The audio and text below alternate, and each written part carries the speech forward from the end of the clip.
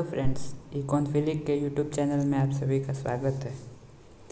जैसे कि आप सभी को पता है कि यूपी पीसीएस के एग्ज़ाम 14 मई को होने वाला है, तो इसीलिए हम आज यूपी पीसीएस और यूपीएससी के इम्पोर्टेंट क्वेश्चन लेके आ रहे हैं, जिसको कि पढ़ना हमारे लिए काफ़ी हेल्पफुल हो सकता है एग्ज़ाम के लिए। और इस वीडियो में हम ज्योग्राफी के लिए लेके आए हैं और इसमें हम कवर करेंगे यूनिवर्स के सारे प्रीवियस ईयर क्वेश्चंस, उसके बाद फिर अर्थ के क्वेश्चन, फिर latitude longitude, international date line, ये सारे टॉपिक हम आज इस वीडियो में कवर करेंगे। तो आइए चलिए शुरू करते हैं। सबसे पहला क्वेश्चन है, the big bang theory is related to. तो ये है ओरिजिन ऑफ यूनिवर्स। ये क्वेश्चन लगातार आया है RAS RTC प्री 2007 में, यूपी पीसीएस प्री 2016 में।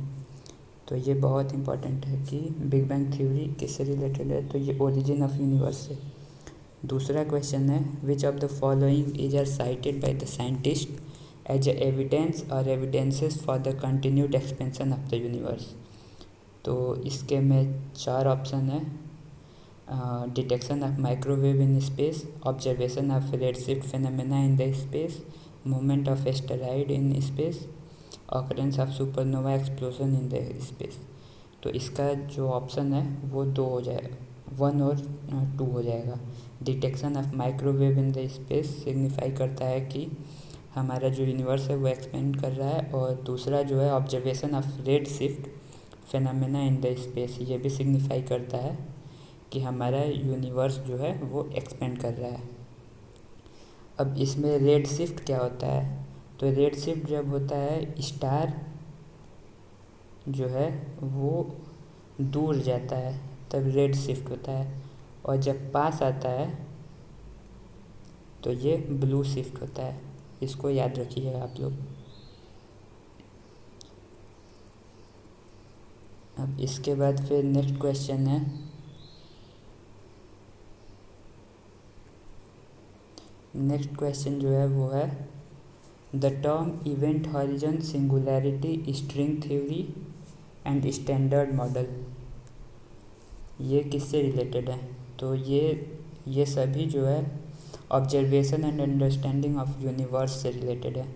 इवेंट हॉरिजन होता है, एक टेलीस्कोप होता है जिससे कि हम ब्लैक होल देखते हैं। सिंगुलैरिटी मतलब एक सिंगल पॉइंट से यूनिवर्स एक्सपेंड किया है।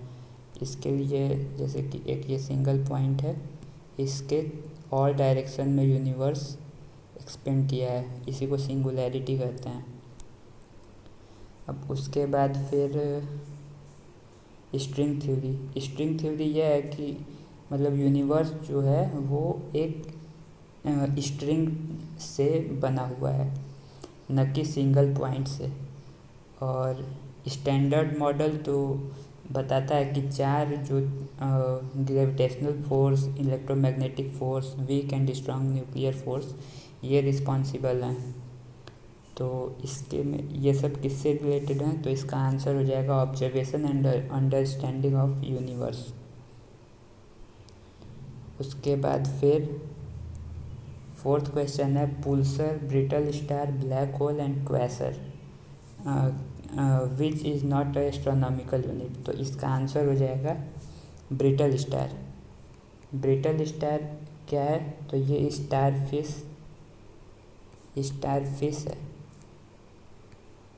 या फिर कह सकते हैं स्टार फिश की तरह है, इसका शेप ऐसे होता है। उसके बाद फिर ब्लैक होल तो पता है सबको कि क्या होता है। क्वेसर जो होता है ये न्यूट्रॉन स्टार होता है, न्यूट्रॉन स्टार जो कि खूब तेज़ रोटेट करता है। और ये पल्सर जो है ये भी न्यूट्रॉन स्टार होता है, तो इसका ऑप्शन हो जाएगा brittle star. Same question UP PCS pre 1996 में रिपीट हुआ है, जिसका ऑप्शन हो जाएगा ब्रिटल स्टार। उसके बाद फिर 6th क्वेश्चन जो है, out of telemetering, weightlessness, cis lunar and byte which is not related to sky. तो इसका ऑप्शन हो जाएगा बाइट, जो कि कंप्यूटर से रिलेटेड है, ना कि स्काई से। उसके बाद the group of star arrange in a definite pattern is called constellation. तो जो स्टार होते हैं वो एक डेफिनिट शेप में अरेंज होते हैं, जिसको कि कहते हैं हम कॉन्स्टिलेशन। उसके बाद फिर द मिल्की वे द नम 8th क्वेश्चन है, the number of constellation in the sky is 88। हमारे स्काई में 88 तरह के कॉन्स्टिलेशन होते हैं। और the milky Way is classified as a spiral galaxy. Milky Way का शेप जो होता है वो स्पाइरल होता है, ऐसे। उसके बाद time taken by the sun to revolve around the centre of our galaxy is 250 million year. 250 million year में सन जो है वो हमारे गैलेक्सी का रिवोल्यूशन करता है।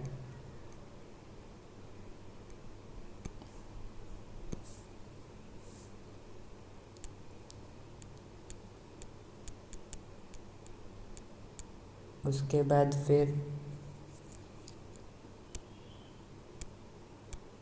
बाद फिर Hubble scope telescope has for the first time send the detail image of surface of a distant star. ये जो डिस्टेंट स्टार है वो बेटलगीज है। ब्लैक होल क्या होता है? ब्लैक होल में सारे रेडिएशन जो हैं वो एब्जॉर्ब हो जाते हैं, इसीलिए ये ब्लैक होल होता है। Black hole is a body in a space which does not allow any radiation to come out. इसकी डेंसिटी इतनी हाई होती है जिसकी वजह से इसका ग्रेविटेशनल फोर्स इतना ज़्यादा हाई होता है कि इवन लाइट जो है वो भी स्केप नहीं कर सकता है इससे। उसके बाद फिर कंसिडर द फॉलोइंग स्टेटमेंट। तो इसके में the black hole is a astronomical entity. Black hole is a astronomical entity that can not be seen by telescope. तो ये सही है। And the gravitational field on a black hole is so strong that it does not allow even light to escape. ये भी सही है। इसके बाद नेक्स्ट क्वेश्चन है, the black hole phenomena is propounded by S Chandrasekharan, जो कि UPPCS प्री 1996 में आ चुका है। सेम क्वेश्चन रिपीट हुआ है 2015 एंड 16 में। इसमें भी सेम क्वेश्चन है, the black whole was made only first made known by S Chandrasekaran. इसके बाद फिर नेक्स्ट क्वेश्चन है, इसके बाद जो नेक्स्ट क्वेश्चन है वो है, the out of ozone hole, black hole, rainbow and comet which is the celestial phenomena occurring due to the star. तो स्टार के वजह से जो फेनोमेना होता है उसको जो होता है वो ब्लैक होल होता है। अब उसके बाद नेक्स्ट क्वेश्चन है, सुपरनोवा क्या है? सुपरनोवा है डाइंग स्टार, जो स्टार मरने लगते हैं तो उसको सुपरनोवा कहते हैं। अब नेक्स्ट क्वेश्चन है, highly dense stars are called neutron star. जो स्टार काफ़ी डेंस होते हैं, जिसकी डेंसिटी बहुत ज़्यादा हाई हो जाती है, उसको न्यूट्रॉन स्टार कहते हैं।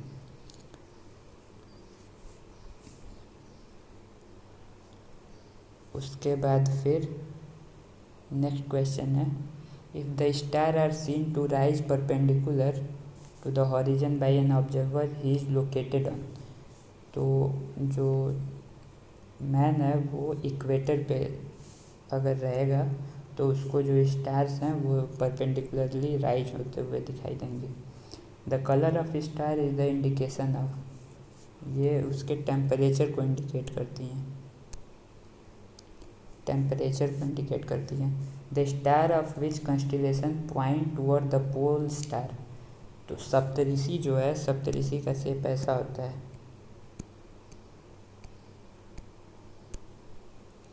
और ये पॉइंट करती हैं पोल स्टार की तरफ, जो कि नॉर्थ डायरेक्शन में होता है। उसके बाद फिर given below is the correctly match. Pole star जो है वो नॉर्थ डायरेक्शन में होता है, अर्थ जो है वो ग्रेविटी से रिलेटेड है, अर्थ में ग्रेविटी होता है। ग्रीनलैंड जो है वो आर्कटिक ओशन, सही है, उसी के पास होता है। एक्सप्लोजन जो है वो नॉइस देता है, तो ये भी सही है। अब diamond ring effect is phenomena observe only along the peripheral region of totality trail. अब ये क्या है, इसको समझ लेते हैं। तो जैसे ये सन है और सन के सोलर एक्लिप्स के समय में यहाँ पे मून आ जाता है। तो मून आने के बाद जो यहाँ पे आप देखोगे तो चारों तरफ यहाँ पे थोड़ा थोड़ा दिखाई देगा रिंग की तरह, डायमंड रिंग की तरह, जिसको कि हम लोग डायमंड रिंग फेनोमेना कहते हैं। उसके बाद फिर sun halo is produce by the reflection of light in ice crystal of cirrus cloud. तो सन हेलो जो है वो reflection of light in the ice crystal of cirrus cloud में होता है, की वजह से सन हेलो प्रोड्यूस होता है। अब साइरस क्लाउड क्या होता है, जो कि वाइट कलर का क्लाउड होता है, जो कि बहुत ऊपर होता है एटमॉस्फेयर में। वाइट सफ़ेद कलर का होता है और क्लाउड की तरह होगा, और ये मतलब कि काफ़ी ऊपर होगा, उसको कहते हैं साइरस क्लाउड। उसके बाद फिर व्हेन द सोलर एक्लिप्स अकर, तो सोलर एक्लिप्स जो है वो अकर करता है जब सन और अर्थ के बीच में मून आ जाता है। सोलर एक्लिप्स किस डे पे होता है, तो न्यू मून डे, मतलब कि अमावस्या के दिन होता है। उसके बाद फिर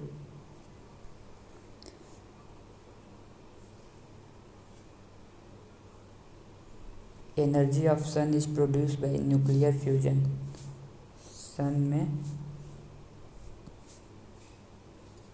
दो फेनोमेना, मतलब एनर्जी दो तरीके से होता है। एक न्यूक्लियर फ्यूजन होता है, फ्यूजन, न्यूक्लियर फ्यूजन में एक एटम होता है जो कि दो पार्ट में टूट जाता है, और न्यूक्लियर फिजन में दो एटम होते हैं जो कि एक पार्ट हो जाते हैं, मतलब मिल जाते हैं न्यूक्लियर फ्यूजन में। और न्यूक्लियर फिजन में एक एटम दो पार्ट में टूट जाते हैं। तो जो अर्थ का एनर्जी होता है वो न्यूक्लियर फ्यूजन से आता है, मतलब दो एटम मिलके एक बनते हैं, तो इसको न्यूक्लियर फ्यूजन कहते हैं। उसके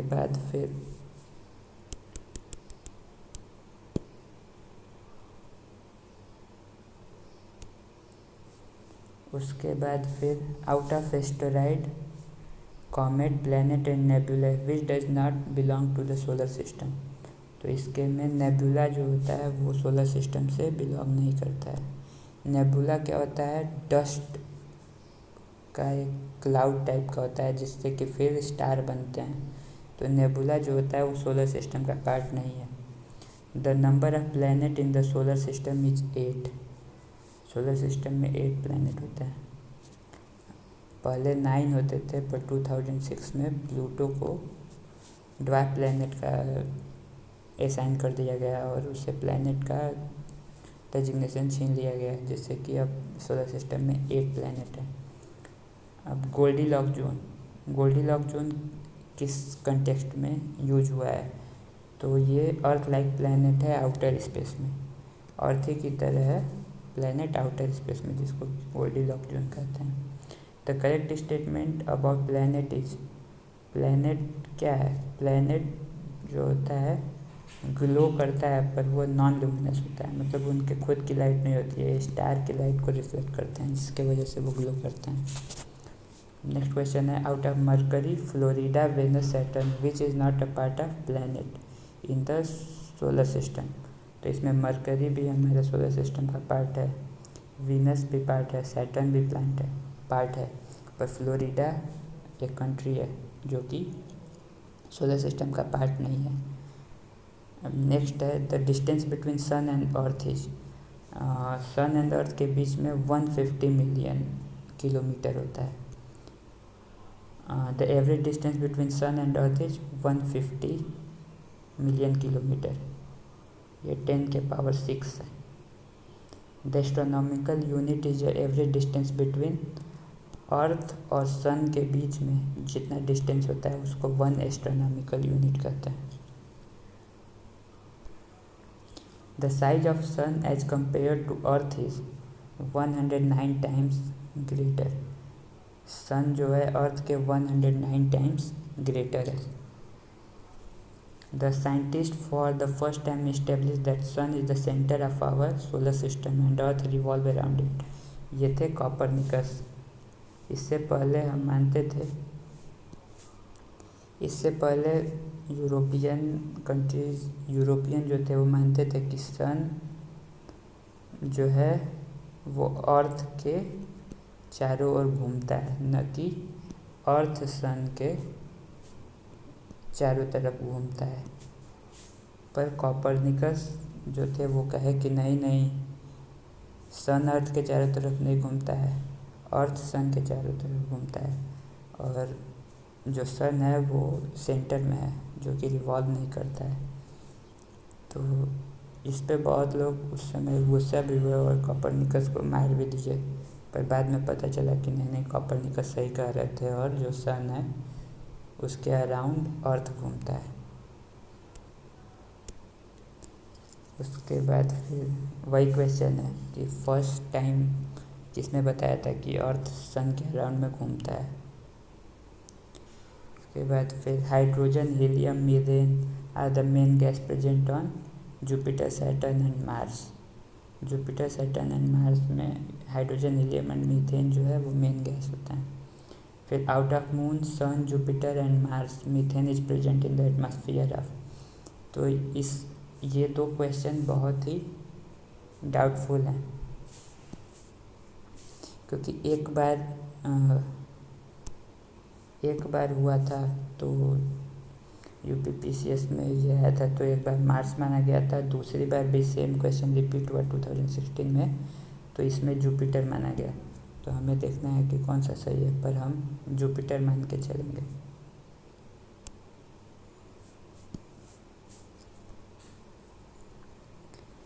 अब नेक्स्ट क्वेश्चन है, which planet take the least time to revolve around the सन।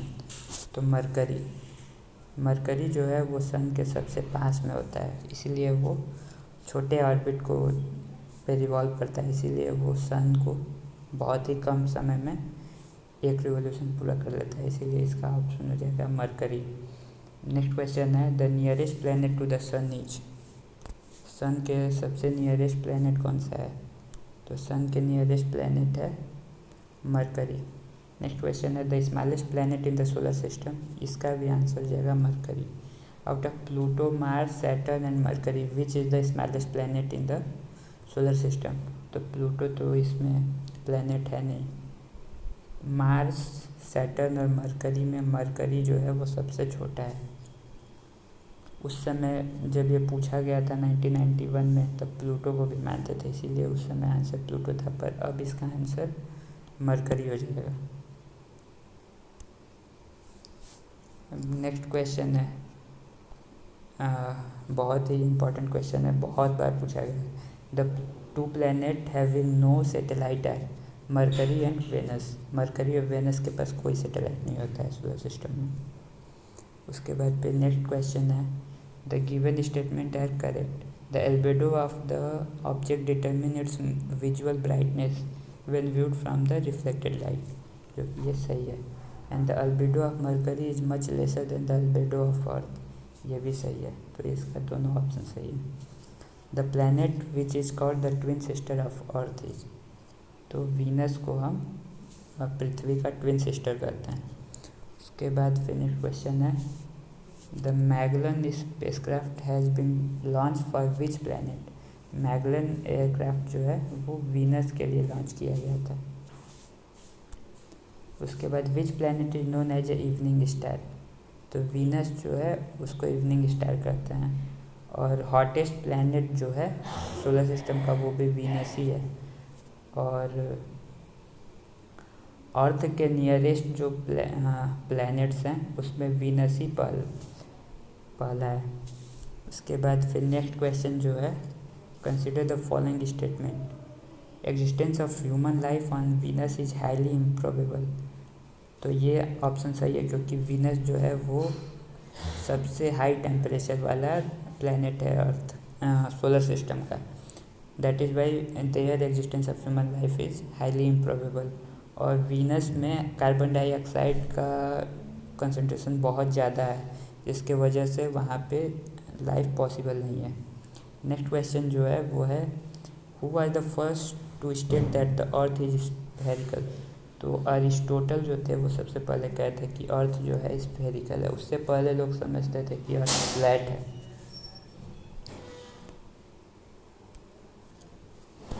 उसके बाद फिर नेक्स्ट क्वेश्चन है, the distance between the sun and earth is reduce by 1/4, then the maximum probability will be that revolution time जो है earth का वो कम हो जाएगा। फिर नेक्स्ट क्वेश्चन है, the earth is nearest to the sun on which date. तो 3 जनवरी को अर्थ जो है नियरेस्ट होता है सन के। अब नेक्स्ट क्वेश्चन हम आगे जाके डिस्कस करेंगे नेक्स्ट वीडियो में। So thank you and have a good day.